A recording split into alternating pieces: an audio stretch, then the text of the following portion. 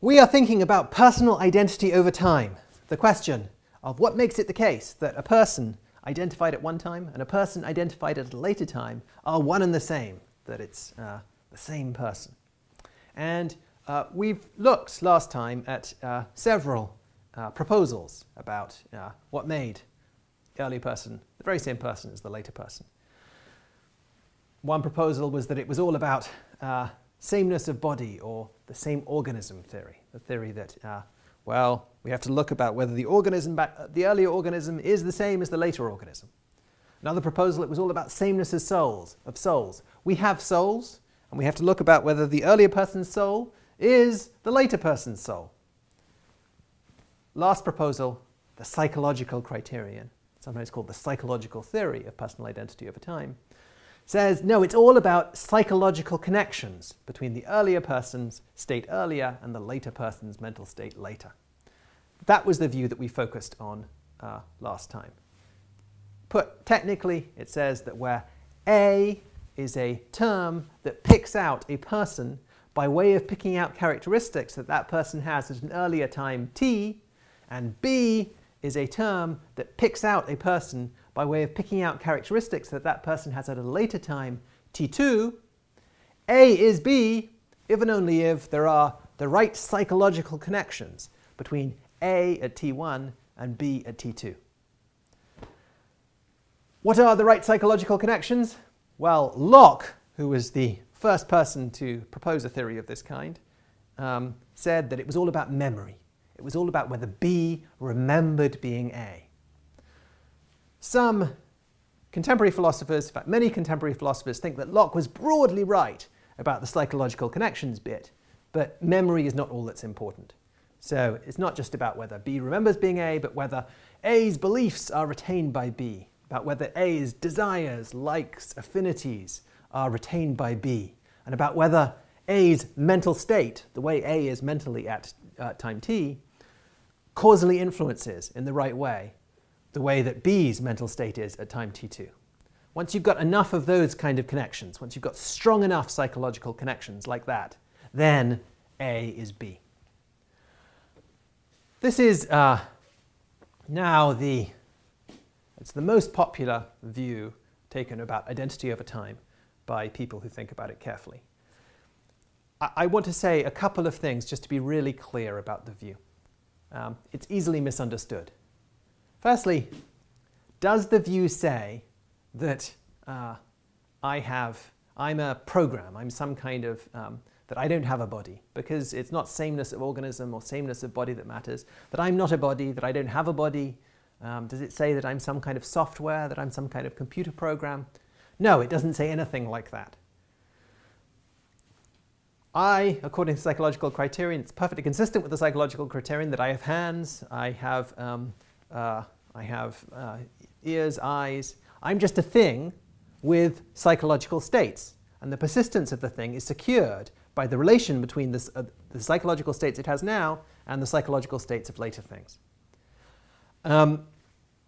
What's interesting and curious about the psychological criterion, though, is that it says that I'm not essentially an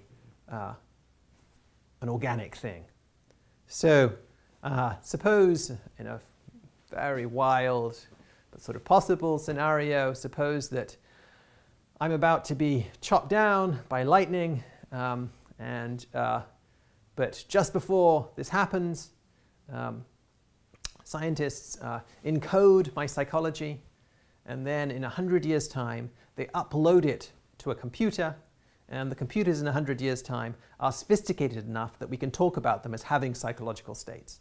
And so in 100 years' time there's going to be a computer with all the beliefs and all the desires and all the likes and all the memories and so forth that I have, and it will have those psychological states as a result of it will be caused to be in those psychological states by my present psychological state now.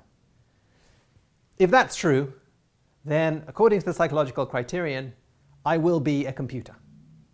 And so it will be true that I won't have hands and eyes and blood and gooey organic stuff as part of me. I will instead be made up of circuits and baseboards and, so, I don't know, circuit boards, all these computery stuff.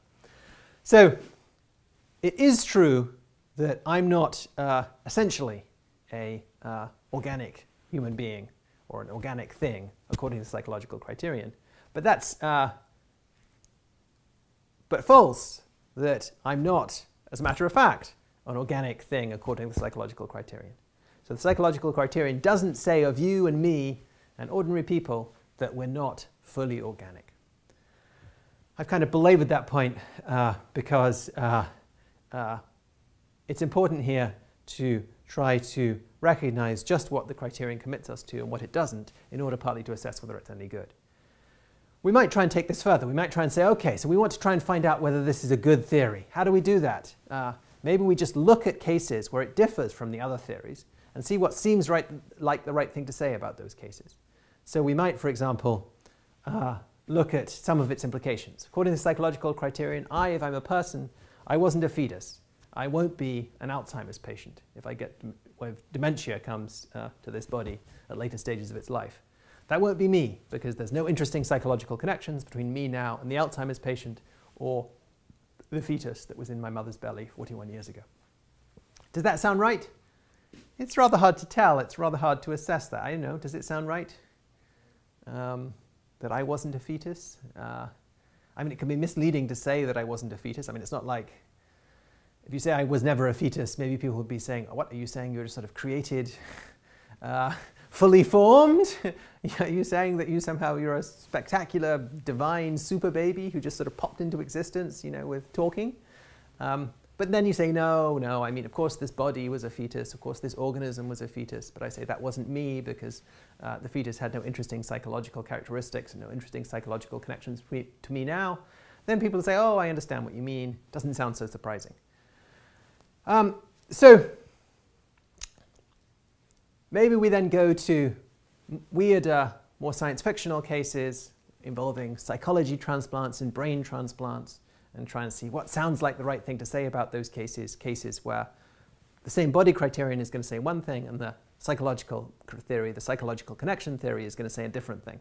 Again, it's not really so obvious what the right thing is to say about those cases and what we should make of the fact that it seems to us that things are one way or another in those cases. A much more productive and interesting and potentially constructive way of going is to look and see whether independent features of the psychological criterion that make it good or bad. Let me explain what I mean. So, one worry that people have had about the psychological criterion is that it can't be giving a criterion for identity. This worry was first really brought out by actually a contemporary of Locke's, or almost contemporary of Locke's, Thomas Reid. And he said Locke's theory just can't be right because the relation that he's identifying doesn't behave like the relation of strict identity in the following sense. Strict identity is a transitive relation. What does that mean? A relation is transitive when, for any things A, B, C, if A bears the relation to B and B bears the relation to C, then A bears the relation to C. And one might think that strict identity is, of course, a transitive relation. If A bears the relation of strict identity to B, then A is B. And anything that bears a relation to B bears the relation to A, because A is B. And so if A bears the relation to B and B bears the relation to C, then A must bear the relation to C. So strict identity got to be a transitive relation. But, said Reid, the kind of relation that's being pointed to by the Lockean theory of personal identity over time is not a transitive relation. So he can't be giving an account of strict identity. Let's look at Reid's example. It sounds very abstract and complicated. It's not so complicated when we look at his example. So Reid imagined a long life. He imagined it starting, let's just look at excerpts from the life. Little boy, say he's 7 years old, is caught stealing apples from an orchard. Okay. Now let's flash forward 23 years. 30-year-old officer carries a flag on a field of battle. And let's now flash forward another 23 years. And we have a 63-year-old general is given medals for his long career. Reed imagines that the general remembers being the officer winning the flag. He imagines that the officer remembers being the boy getting caught in the apple orchard. But he says he also imagines that the general doesn't remember being the boy getting caught in the apple orchard. This is totally psychologically plausible. As we get older, we lose memories. Okay. Reed says of that case, well, look, apply the Lockean theory of personal identity over time to that case. And what do you get? You get that you've got three things here. We've got the boy, we've got the officer, and we've got the general. Again, and I say there are three things. Let's not judge whether they're distinct or the same. Let's just say there's three instances of referring to things going on here. That's the really accurate way of saying what I just said. We've got the boy, officer, we've got the general. Is the boy the officer according to Locke? Yes, because the officer remembers being the boy. Is the general the officer according to Locke? Yes, because the general remembers being the officer. Is the boy the general according to Locke? No, because the general doesn't remember being the boy. So, according to Locke, strict identity is intransitive, but that's crazy. That means his theory is wrong. And you can pretty easily see how examples like this are going to show that any version, even the broader version of the psychological criterion that I sketched out, has got to be wrong too. All we need to do is just imagine that a case in which there are strong enough connections between the boy and the officer, and strong enough psychological connections between the officer and the general, but there aren't strong enough psychological connections between the boy and the general, and we've got this crazy case in which the theory seems to say that strict identity is an intransitive relation. Okay, so what do we want to say about this? Well, we want to somehow amend Locke's theory, so as to avoid these crazy implications. So let's do that in the next clip.